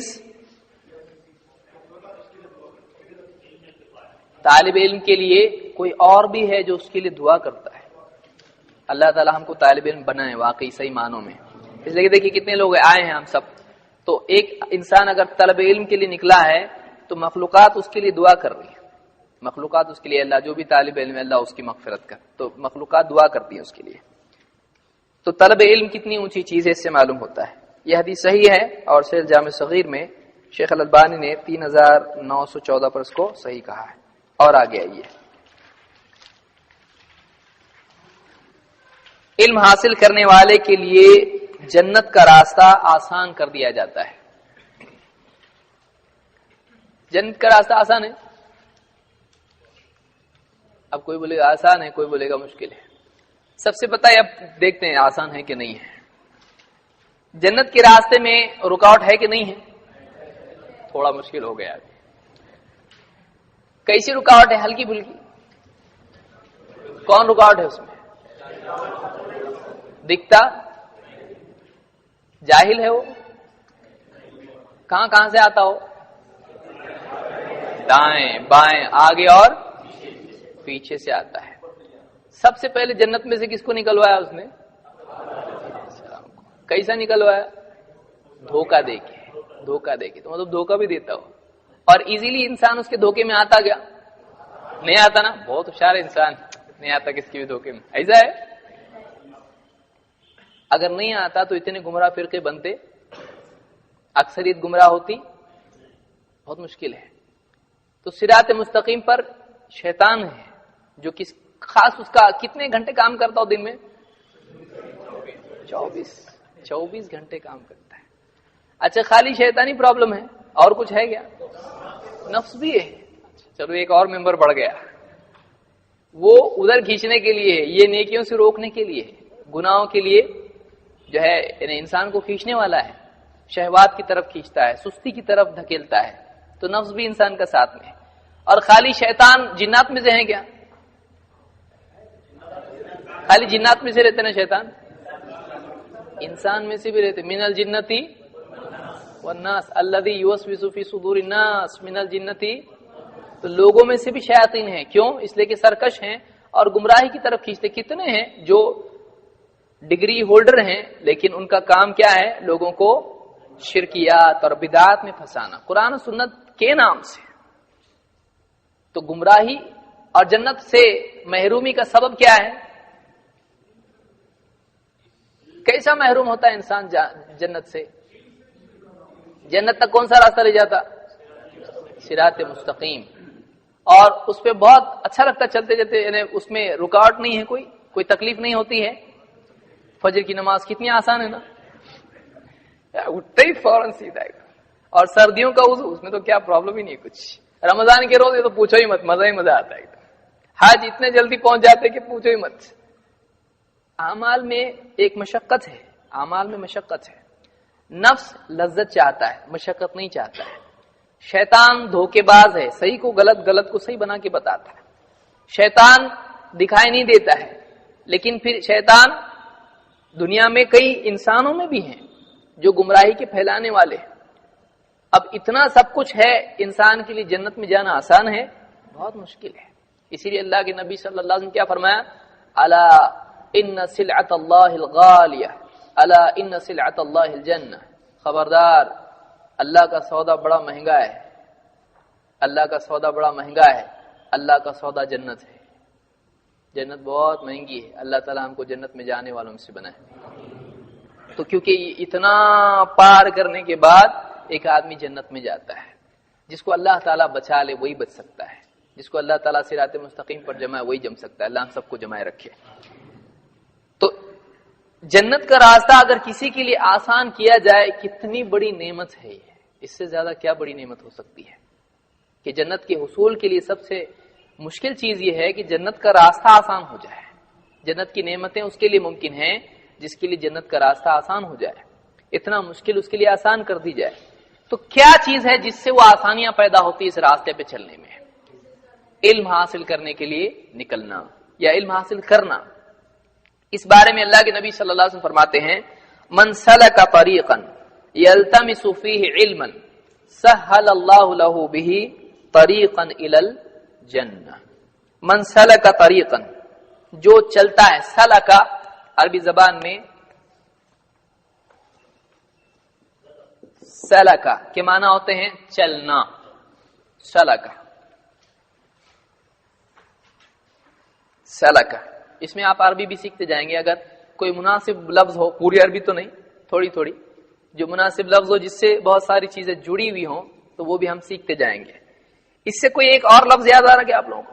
سلکا سے سلوک, سلوک بھی آتا ہے, اس سے سالک بھی آتا ہے, اس سے مسلک بھی آتا اس سے. ہاں, مسلک, اپنے کو یہ لفظ بہت پسند. مسلک کیوں بولتے ہیں مسلک؟ ابھی سمجھ میں آ رہا ہوگا آپ کا مسلک کہاں سے آیا لفظ. یعنی فلاں امام صاحب یہاں گئے ہیں, ان کی یہ تحقیق ہے, یہ راستے پر وہ گئے. فلاں امام ادھر گئے, تو یعنی سلک یعنی کہاں گیا, اس معنی میں آتا ہے کہ ان کی تحقیق کہاں پہنچی. تو وہ سلکا سے آیا مسلک, جہاں وہ پہنچے, جو راستہ انہوں نے اختیار کیا اس کو کیا کہتے ہیں؟ مسلک. اسی پر سے ہے عربی زبان میں لفظ مذہب, لیکن وہ دوسرے لفظ سے بنا ہے. کس سے بنا ہوگا وہ؟ ذہب, مذہب, ذہب سے. ذہب کا بھی مطلب کیا ہوتا ہے؟ گیا. ذہب یعنی گیا, اسی پر سے ہے مذہب. یہ عالم صاحب کہاں گئے؟ یہاں گئے, ان کی تحقیق یہاں گئی, ان کی تحقیق وہاں گئی تو اس پر سے ہے مذہب اور مسلک، دونوں ایک ہی معنی میں استعمال ہوتے ہیں۔ من سلک طریقا، طریق راستہ، یلتمس التمس تلاش کرنا، من سلک طریقا یلتمس فیہ علما، جو کوئی راستہ چلے جس میں وہ کسی علم کی تلاش میں ہو، وہ علم کی تلاش میں ہو۔ یہاں پر علم نکرہ میں آیا ہے، العلم نہیں آیا بلکہ علم آیا۔ تھوڑا بھی علم حاصل کرنے کے لیے اگر کہیں جاتا ہے، سارا علم نہیں بلکہ تھوڑا بھی علم۔ ایک حدیث کے لیے ایک آدمی ایک علاقے سے دوسرے علاقے میں جاتا ہے تو کوئی یہ نہیں کہہ سکتا پورا علم تھوڑی لیا اس نے، یہ حدیث پورے علم کے بارے میں، ایسا ہے نہیں۔ علم کا کچھ حصہ بھی اگر تلاش کرنے کے لیے ایک جگہ سے دوسری جگہ جاتا ہے، من سلک طریقا یلتمس فیہ علما سہل اللہ لہ بہ طریقا الی الجنہ، بہ اس کے ذریعے سے، کس کے ذریعے سے؟ اس عمل کے ذریعے سے جو وہ کر رہا ہے، کہ اس کا علم کے لیے چلنا، علم کے لیے کہیں جانا، یہ عمل اتنا قیمتی ہے کہ اس کی برکت سے اللہ تعالیٰ اس کے لیے کیا، کون سا دوسرا ایک راستہ ہے جو آسان کرتا ہے۔ یہ راستہ کون سا چلا؟ علم کا، لیکن اللہ کون سا راستہ آسان کرتا ہے؟ جنت کا۔ کتنا بڑا سودا اور کتنا ایزیلی مل رہا ہے، یعنی اتنی بڑی بات ہے کہ جنت کا راستہ اس کے لیے آسان ہوتا ہے جو علم کے راستے پر چلتا ہے۔ تو علم، بہت سارے لوگ کہتے ہیں کیا علم تم لوگ لگائے، صحیح بات ہے یہ نہیں ہے، بلکہ جنت کے راستے کے لیے علم کا راستہ چلنا ضروری ہے۔ علم کا راستہ جب چلتا ہے تو جنت کا راستہ آسان ہوتا ہے۔ اس حدیث کو امام مسلم نے اور دوسرے محدثین نے روایت کیا ہے اور اس کے راوی ابو ہریرہ رضی اللہ تعالیٰ عنہ ہے۔ تو اس سے ایک بات یہ معلوم ہوئی کہ جنت کا راستہ آسان کس کے لیے ہوتا ہے؟ جو علم کے سیکھنے کے لیے راستہ چلتا ہے، علم کی تلاش میں کچھ راستہ چلتا ہے۔ اور آگے آئیے، علم حاصل کرنے والے کا فرشتے بھی اکرام کرتے ہیں۔ یہ علم کی فضیلت ہے، یعنی علم کے طلب کرنے کی فضیلت ہے۔ اللہ کے رسول صلی اللہ علیہ وسلم نے فرمایا، ما من خارج یخرج من بیت فی طلب العلم الا وضعت له الملائکۃ اجنحتها رضا بما یصنع۔ امام احمد، ابن ماجہ، ابن حبان اور حاکم نے اس کو روایت کیا ہے۔ کیا حدیث ہے؟ ما من خارج، جو بھی نکلنے والا، یخرج من بیت، بیت کے معنی عربی زبان میں کیا ہوتے ہیں؟ بیت یعنی گھر، اسی پر سے بیت اللہ، اللہ کا گھر، بیت اللہ اللہ کا گھر۔ ما من خارج یخرج من بیت، جو بھی نکلنے والا، خرج کے معنی ہوتا ہے نکلنا، باہر نکلنا، خارج نکلنے والا، خارج نکلنے والا، یخرج نکلتا ہے، جو بھی اپنے گھر سے نکلتا ہے، فی طلب العلم، علم کی طلب میں، الا وضعت له الملائکۃ اجنحتها، تو اس کے لیے فرشتے اپنے پر بچھا دیتے ہیں، رضا بما یصنع، اس کے عمل سے خوش ہو کر۔ جو بھی بندہ علم کی طلب میں اپنے گھر سے نکلتا ہے، اس سے ایک بات یہ معلوم ہوئی کہ علم کے لیے یہ فضیلت کس کے لیے ہے؟ گھر میں بیٹھ کے کتاب پڑھنے والے کے لیے۔ یہ فضیلت کس کے لیے ہے؟ گھر سے باہر، کس کے لیے؟ کس مقصد سے؟ علم کے لیے۔ یعنی معلوم ہوا کہ علم کے لیے اپنے گھر سے باہر کتنے دن کے لیے؟ کوئی گنتی ہے اس میں؟ اور کس کے پاس جانا چاہیے؟ علماء کے پاس۔ یہ جنگل میں، ورنہ کوئی بولے گا پورے 10 میں ایک بات کام کی ملی ہے بابا اپنے کو، تو آدھا نہیں سمجھے، اس لیے میں یہ بھی سمجھا رہا ہوں۔ تو علم علماء سے لیا جاتا ہے، علم والوں سے لیا جاتا ہے، یعنی کہ کہیں بھی گیا اور علم جو ہے پڑھنے لگے آدمی۔ تو جو بھی علم حاصل کرنے کے لیے اپنے گھر سے باہر نکلتا ہے تو فرشتے اس کے لیے کیا کرتے ہیں؟ اپنے پر بچھاتے ہیں. وہ آدمی ہو سکتا یہ مطلب کوئی آدمی بہت امیر گھر کا ہے اس کے لیے ہے کہ کوئی آدمی اس کے پاس جیب میں 1 روپیہ بھی نہیں ہے لیکن وہ علم کے لیے گھر سے نکلا ہے تو بچھائیں گے فرشتے اپنے بہت غریب آدمی اس کو نہیں. ایسا ہے کیسا بھی آدمی بہت خوبصورت ہوئے گا تو اچھے کپڑے نہ دھو کے عطر لگا کے تو غریب پھٹے پرانے کپڑے کیسا بھی آدمی ہو لیکن اس کی قدر اس کی نیت سے بنتی ہے. آدمی کا وزن اس کی نیت سے بڑھتا ہے. تو وہ کس لیے نکلا ہے اپنے گھر سے؟ کون سا علم؟ دین کا علم حاصل کرنے کے لیے اپنے گھر سے نکلا ہے. تو فرشتے اس کے لیے کیا کرتے ہیں؟ اپنے پر بچھاتے ہیں. علماء نے کہا اس کے لیے وضعت له الملائکۃ اجنحتها، اپنے پر بچھاتے ہیں اس کے لیے. کئی طرح سے علماء نے کہا اس کو. امام النووی وغیرہ نے اور دوسرے محدثین نے اس کے معنی بتائے کہ علماء نے کیا کیا کہا. ایک بعین ہی اس کے لیے پر بچھاتے ہیں کہ اس کے قدم ان کے پروں پر سے جائیں. ایک. دو، جیسے ادب کے طور پر آدمی ہاتھ کندھے جھکا لیتا ہے اور پرندے جب نیچے آتے ہیں تو پر جھکا لیتے ہیں تو فرشتے جو ہیں نیچے آتے ہیں اس کے لیے. تو اس معنی میں پروں کا جھکا لینا، وضع نیچے کرنا، وضع کے معنی نیچے کرنا، رکھنا، جھکانا سب کے لیے آتا ہے. تو فرشتے نیچے آتے ہیں اس کے لیے، اس کی یعنی خوشی، اس کے عمل کی خوشی کی وجہ سے. کتنا اچھا عمل کر رہا ہے، علم کے لیے جا رہا ہے تو فرشتے نیچے آتے ہیں. دوسرے معنی علماء نے بیان کی اس کے لیے بچھاتے ہیں، وضع اس معنی میں بھی آتا ہے. اس کے لیے اپنے پر بچھاتے ہیں کہ اس کے قدم ان کے پروں پر سے جائے، تعظیم کے طور پر. ایک معنی ہے کہ اس کی حفاظت کے لیے پر جھکاتے ہیں، اس کی حفاظت کے لیے اپنے پر وضع، اس طرح سے بھی عربی زبان میں آتا ہے. تو یہ جو فرشتے آتے ہیں خصوصاً اس کے لیے آتے ہیں جو کیوں نکلا ہے؟ تو علم کے لیے گھر سے نکلنے کی یہ فضیلت ہے. اس لیے اللہ تعالی ہمارے آنے کو قبول کرے. آج ہم کیوں آئے؟ علم کے لیے آئے. تو کیا یہ فضیلت اگر ہماری واقعی نیت خالص ہے تو ہوگی کہ نہیں ہمارے لیے بھی؟ اللہ تعالی ہم سب کو یہ چیز عطا فرمائے. تو علم حاصل کرنے کے لیے جب ایک بندہ اپنے گھر سے نکلتا ہے تو فرشتے اس کے لیے اپنے پر بچھاتے ہیں، رضا بما یصنع، اس کے عمل سے راضی ہو کر، اس کے عمل سے خوش ہو کر. اور آگے آئیے، علم حاصل کرنے والا مجاہد کی طرح ہے. مجاہد کس کو کہتے ہیں؟ جو دین کے دفاع کے لیے اپنی جان، اپنے مال، اپنی ہر چیز کو قربان کرنے کے لیے تیار ہو جاتا ہے. دین کے لیے لڑتا ہے، اگر لڑنے کی نوبت آئے تو دین کے لیے لڑنے کی نوبت آئے لڑتا ہے، جان دینے کی نوبت آئے جان دیتا ہے، اور جو بھی کوشش کرنی پڑے وہ کرنے کے لیے تیار ہوتا ہے، چاہے وہ کلام سے ہو، چاہے وہ تلوار سے ہو، چاہے وہ مال سے ہو، چاہے کسی بھی چیز سے ہو. جہاد بولتے آج لوگ ڈر جاتے ایک دم. جہاد بولو مت اس کو. جہاد کا لفظ کوئی ڈاکو لفظ ہے، کوئی غلط لفظ ہے، کوئی بھیانک لفظ ہے. جہاد کا مطلب ٹیررزم ہوتا گیا.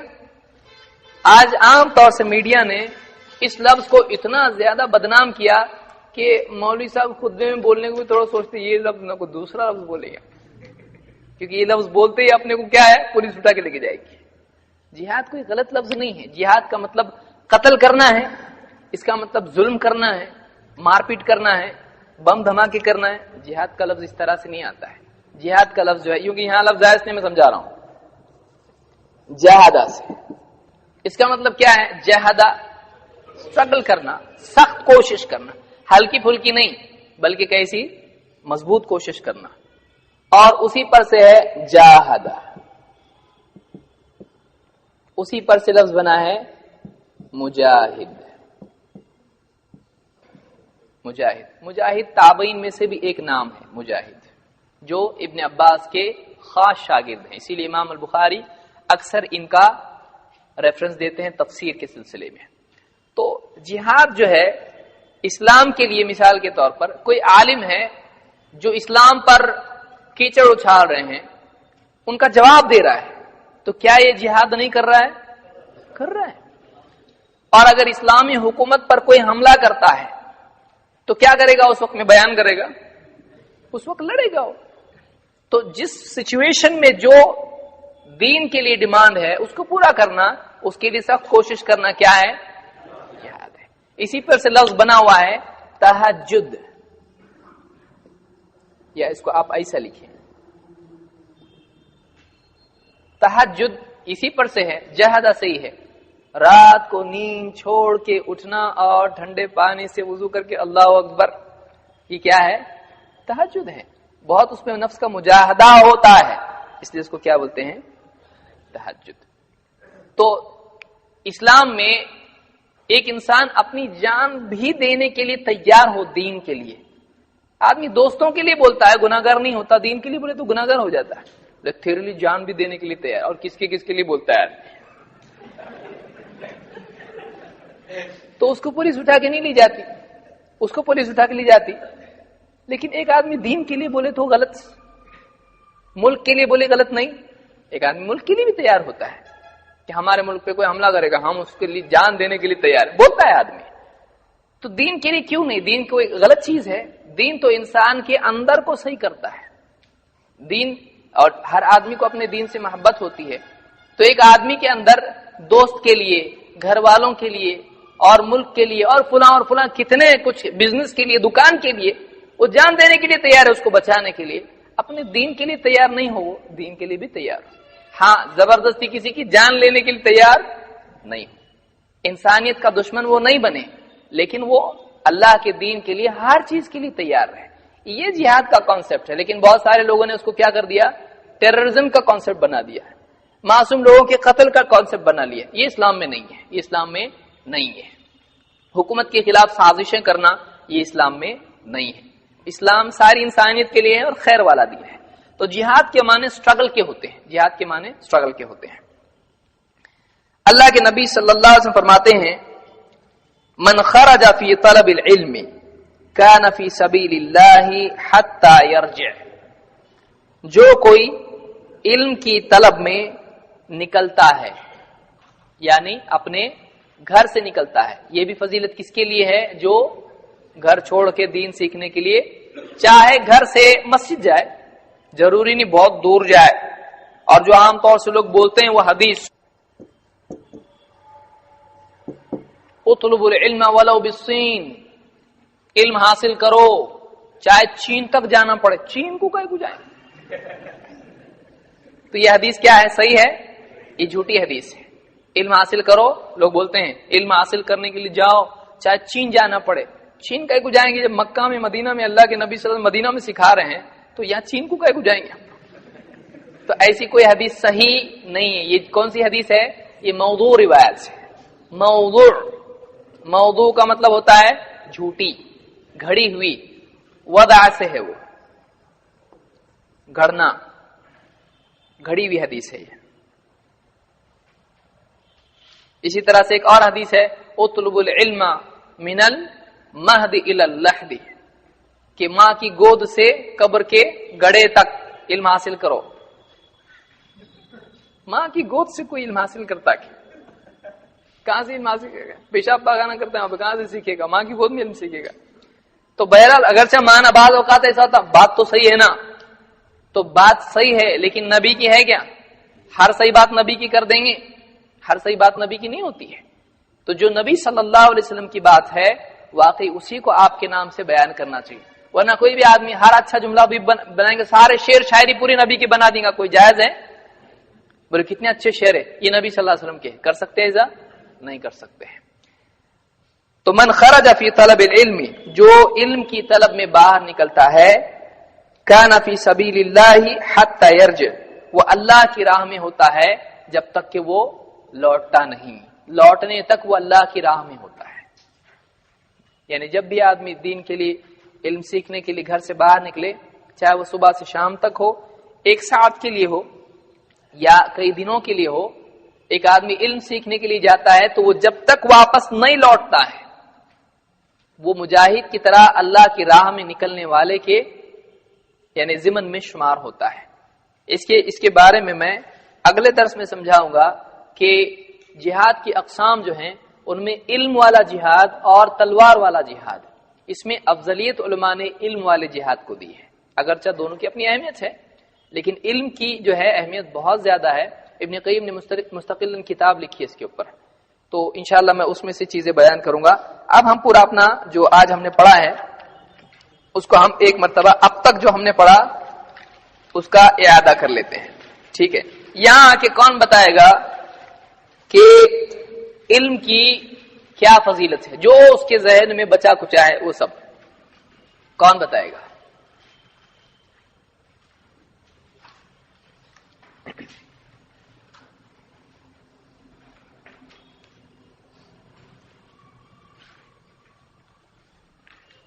جو بھی یاد ہے اب تک جو ہوا علم کی فضیلت، علم بہت اچھا، علم حاصل کرنے والا اور اس کے لیے اپنے اوپر بھی چاہتے میرے کو مت دیکھو، علم حاصل کرنے کے بعد اس کا عمل مجھے کی طرح ہو جاتا ہے۔ ایسا کیسا علم اس کا عمل مجاہد کی طرح ہو جاتا؟ ٹھیک ہے، لیکن کوشش کیے نا، بولتے بولتے بولنے آئیں گا اپنے کو، اور کون آئے گا؟ لیکن جو ڈیرنگ کیا وہ زیادہ باری ہے، اور کون آئے گا؟ اتنے دور سے ہم سب نے پلٹنا کیا ادھر؟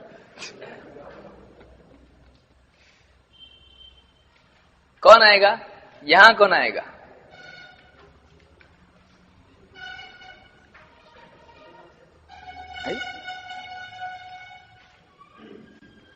علم کی اہمیت بتاتے ہوئے سب سے پہلے تو اللہ نے اس کی اتنی اہمیت جانی کہ سب سے پہلے جو وحی اتری وہ اللہ تعالیٰ نے علم کے تعلق سے بیان کی۔ اس کے بعد الگ الگ حدیثوں میں بھی ہم کو علم کی اہمیت معلوم ہوتی ہے، جیسے کہ ایک انسان اگر گھر سے نکلتا ہے، اگر ایک انسان گھر سے علم حاصل کرنے کے لیے نکلتا ہے تو اللہ کے رسول صلی اللہ علیہ وسلم فرماتے ہیں کہ ساری مخلوق اس کے لیے دعا کرتی ہے، اور حتیٰ کہ سمندر کی مچھلیاں بھی اس کے لیے دعا کرتی ہے۔ اس سے ایک چیز علم کی اہمیت معلوم ہوئی۔ دوسری اہمیت ہمیں ایسی معلوم ہوتی ہے کہ جہاد کو تعبیر کرتے ہوئے، جہاد کو کمپیئر کرتے ہوئے اللہ کے رسول فرماتے ہیں کہ جو انسان علم کی راہ پر نکلتا ہے وہ ایسے ہی ہے جیسے وہ اللہ کی راہ میں جہاد کرنے کے لیے نکلا ہے۔ اور اسی طرح سے اور بھی ہم کو باتیں معلوم ہوتی ہے کہ اس سے ساری چیزوں سے علم کی اہمیت معلوم ہوتی ہے کہ کسی بھی طرح سے علم حاصل کرنا چاہیے۔ جو حدیث ہے کہ حدیث میں 3 چیزوں کا ثواب مرنے کے بعد بھی ملتا رہتا ہے، اس حدیث سے جو آپ نے سمجھا کون بیان کرے گا؟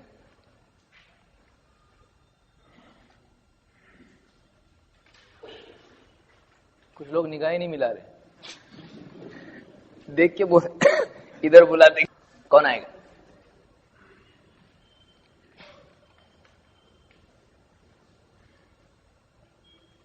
جو خود سے تیار ہے وہی، زبردستی کسی کو نہیں کھینچیں گے، بے فکر رہیے۔ ہاں کبھی ایسا ہو بھی سکتا ہے کوئی نہیں آیا تو کسی کو تو بکرا بنانا پڑے گا۔ کون آئے گا؟ جو 3 باتیں ہیں حدیث میں، وہ جو سمجھا آپ نے، کون سمجھائے گا یہاں کے؟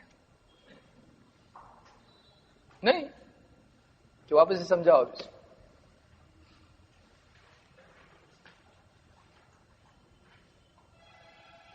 ارے میں سمجھائیں گا، میں سمجھا ادھر آ رہے ہوں جلدی۔ ہاں دیکھیے یہ کلاس روم ہے ہمارا، اس میں ہم غلط بولتے سب ہنستے، اچھی بات ہے آپ بھی ہنسیے، کوئی مسئلہ نہیں۔ حدیث اس طریقے سے ہے کہ اذا مات الانسان انقطع عنه عمله الا من صدقۃ جاریہ۔ صدقہ جاریہ کا مطلب یہ ہوتا ہے کہ کنواں کھدوا دینا، مسجد بنوانا یا کوئی چٹائی وغیرہ، یہ صدقہ جاریہ۔ صدقہ جاریہ سے ہم نے ایک بات اور لی ہے کہ ایصال ثواب کے تعلق سے، کہ لوگ ایصال ثواب قرآن خوانی وغیرہ کے تعلق سے اس طریقے سے مطلب لوگوں کا عقیدہ بن گیا ہے۔ تو صدقہ جاریہ میں بہت چیزیں، جیسے کوئی پیڑ لگوا دیا، جو بھی اس کے چھاؤں میں بیٹھا اس کی جو چھاؤں کی ٹھنڈک ہے وہ اس کو مطلب اس کا جو ثواب ہے کنٹینیو شروع رہے گا۔ صدقہ جاریہ او علم ينتفع بھی، ایسا علم جس سے نفع اٹھایا جائے، جیسا بخاری شریف رکھ دیا کسی نے یا قرآن کریم رکھ دیا، اور جو بھی آنے والا مسجد میں اس کو پڑھ رہا ہے تو اس کو وہ ثواب کنٹینیو مل رہا ہے۔ اور علم ينتفع بھی، انتفاع نفع سے بنا ہے۔ اور اس کے بعد تیسری بات جو ہے صدقہ جاریہ کی، اور علم انتفاع بھی اور نیک صالح اولاد جو مرنے کے بعد دعا کرے یستغفر لوگ تو مطلب کہ کسی کے مطلب ایک آدمی ہے اور اس کی ایک صالح اولاد ہے اور وہ اس کا انتقال ہو گیا، اس کے انتقال کے بعد میں وہ اولاد اس کے لیے استغفار کی دعا کرے، تو یہ تینوں عمل جو ہے صدقے جاریہ میں چاہتے ہیں۔ طلب علم کے لیے نکلنے والے کے لیے یا طالب علم کے لیے ہر چیز مغفرت کی دعا کرتی ہے، اس کو کون سمجھائے گا یہ کیا ہے؟ کون ہے؟ جو بھی ہے پلٹ کے دیکھیں آپ لوگ، کون سمجھائے گا اس کو؟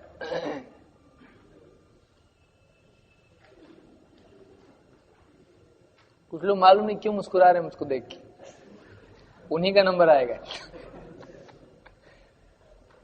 وہ شاید اس لیے خوش ہے اب تک میرا نمبر نہیں آیا، کتنا اچھا ہو رہا ہے۔ کون آئے گا؟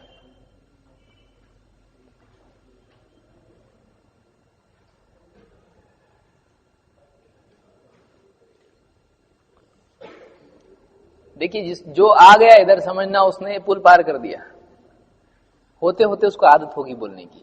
یہ کراؤڈ اپنا ہے اور اس میں اگر آپ بولنے لگ گئے باہر بھی آپ بول سکتے ہیں۔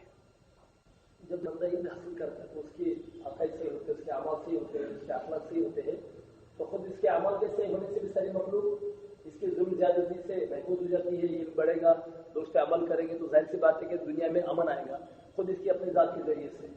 اور دوسرا جب یہ نیک عمل ہوں گے، یہ برائی سے بچے گا، شرک اور بدعت سے بچے گا، گناہ سے بچے گا، تو اللہ کی رحمت دنیا میں نازل ہوگی اور اللہ کے عذابات کا یہ ریکارڈ کا ذریعہ بنے گا۔ تو اس ذریعے سے یہ خود مخلوق بھی اس سے فائدہ اٹھائے گی، اس لیے مخلوق کے لیے دعا کرتی ہے۔ ہو گیا؟ دیکھیے آپ لوگوں نے کیسا سمجھانا ہے اس کو سمجھیے۔ جو بھی چیز آپ کسی کے سامنے بیان کریں گے، اگر سب سے پہلے اگر ممکن ہے اور پکا یاد ہے عربی کا متن، نمبر 2 اس کا ترجمہ، نمبر 3 ایک ایک ٹکڑا اور اس سے مستفاد بات، جو بھی بات اس سے نکلتی ہے، اس میں علماء کے اقوال اگر یاد ہیں وہ اس کو ذکر کیا جائے، اور پھر اس کی توضیح، اس کی وضاحت، کیونکہ سامنے والے کو صرف اتنا سمجھ میں آنے والا نہیں آپ کا ترجمہ، آپ کو اس کو سمجھانا پڑے گا۔ تو اس ترتیب سے اگر سمجھاتے ہیں تو مطلب پہلے متن، ٹھیک ہے متن یاد نہیں، ترجمہ، پھر اس کے بعد اس کے کیا معنی ہے وہ ہم کو سمجھانے آنا چاہیے۔ تو کبھی بھی ہم کوئی بات بیان کریں گے پہلے ہم حدیث پڑھیں گے، اس کے بعد اس کا اگر متن پکا یاد نہیں آپ سکپ کر کے اس کا ترجمہ آپ پڑھ سکتے ہیں، کوئی مسئلہ نہیں، ضروری نہیں عربی آنا چاہیے۔ اب آخری چیز، پچھلے درس میں ایک دعا ہم نے سیکھی تھی جو اللہ کے نبی صلی اللہ علیہ وسلم پڑھتے تھے، وہ دعا اور اس کے معنی اور اس سے فائدہ مطلب اس سے کیا بات سمجھ میں آتی ہے، کون بیان کرے گا؟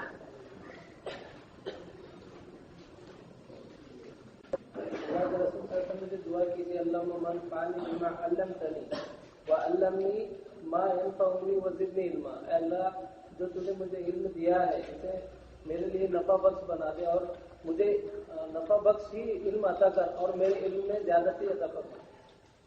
ترجمہ ہوا ہے، اس سے فوائد کون بیان کرے گا؟ اب اس میں ایک چیز میں سمجھانا چاہ رہا ہوں، اچھی بات سمجھ میں آئی، اس لیے کہ اس میں یاد کرنے میں آپ غلطی کہاں کریں گے۔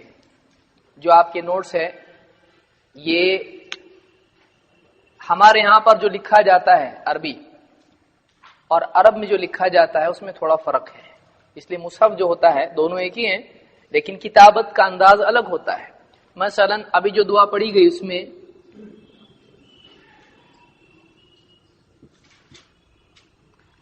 اب اس میں جس کو ہم زیر زبر کہتے ہیں یا فتح ضمہ کسرہ کہتے ہیں، تو اس میں ہمارے یہاں پر جو لکھا جاتا ہے وہ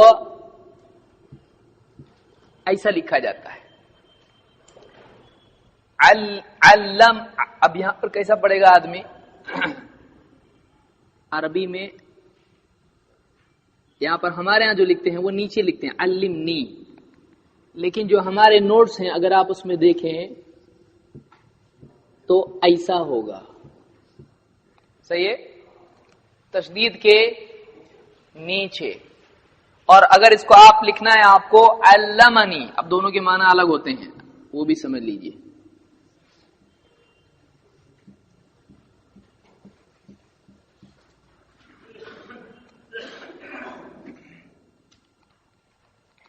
اس میں اور اس میں دونوں فوٹو ایک جیسے ہیں نا، ایک جیسے الگ ہے. زیر زبر کا یہاں کہاں آ رہا ہے؟ تو یاد رکھیے تشدید کے اوپر نیچے دیکھتے چلیں نوٹس میں، ورنہ اس میں غلطی کریں گے. تو یہ علمنی ہے، ل تشدید کے اوپر ہے، لیکن یہاں کدھر ہے؟ تشدید کے. تو اس کو کیسے پڑھیں گے؟ علمنی، علمنی، ورنہ کوئی سمجھے گا غلط لکھے اس کو صحیح کر دے گا، صحیح ہو، لیکن تشدید کے کدھر ہے؟ وہ نیچے ہے. تو تشدید کے نیچے ہو تو زیر ہے، وہ تشدید کے اوپر ہے تو زبر ہے. یاد رکھیں گے اس کو. دونوں میں فرق ہے. کیا فرق ہے؟ علمنی اور علمنی میں فرق ہے. علمنی کے معنی ہے اس نے مجھ کو سکھایا. علمنی تو مجھ کو سکھا. تو یہ کیا ہے؟ علمنی. اور یہ کیا ہے؟ علمنی. تو علمنی اس نے مجھ کو سکھایا، اور علمنی تو مجھ کو سکھا. اتنا فرق عربی زبان میں ہوتا ہے. دکھنے میں تھوڑا ہی ہے، اوپر نیچے کیا ہوتا، لیکن اتنا بڑا فرق عربی زبان میں ہوتا ہے. تو ڈرے نہیں قرآن پڑھنے کو. کیا ہونا، کچھ لوگ بہت ڈراؤنے ہوتے ہیں، خود بھی نہیں کرتے، دوسروں کو بھی کرنے نہیں دیتے. تھوڑا بھی زیر زبر ادھر ہونا کفر ہو جاتا ہے ایک دم. تو ایسا نہیں ہے. آپ جتنا اچھے سے پڑھ سکتے ہیں پڑھیں. جان بوجھ کے آدمی غلطی نہیں کر رہا ہے، کوئی اس میں مسئلہ نہیں ہے، لیکن سیکھے، صحیح ڈھنگ سے پڑھنا سیکھے. تو دعا کیا تھی؟ اللہم انفعنی بما علمتنی وعلمنی ما ینفعنی وزدنی علما. اللہم انفعنی بما علمتنی، اے اللہ جو کچھ تو نے مجھ کو سکھایا ہے، جو کچھ تو نے مجھ کو سکھایا ہے اس کو میرے لیے نفع والا بنا. کیونکہ علم سے فائدہ نہیں تو پھر کیا فائدہ؟ علم سے آخرت کا فائدہ، دین کا فائدہ ہونا چاہیے. نمبر 2 وعلمنی ما ینفعنی، اور آگے مجھ کو وہ سکھا جو میرے لیے نفع والا ہو. وزدنی علما، اور میرے علم کو اور زیادہ کر دے. مطلب جتنے پہ اتنے پہ رکھ مت، اور زیادہ کر دے میرے علم کو. تو یہ 3 چیزیں دعا میں آئی ہیں. انشاءاللہ اس سے آگے کی چیزیں اگلے درس میں ہم دیکھیں گے، جو علم، اہل علم کی فضیلت اور علم نہیں حاصل کرنے کی برائی. اس کے بعد ہم صحیح عقیدے کی اہمیت پر جائیں گے. جو لوگ نہیں آئے ہیں ان کو بتائیں، آنے کے لیے کہیں. بہت سارے لوگ ہوں گے جن کو معلوم ہی نہیں ہوگا ایسا درس کوئی ہے.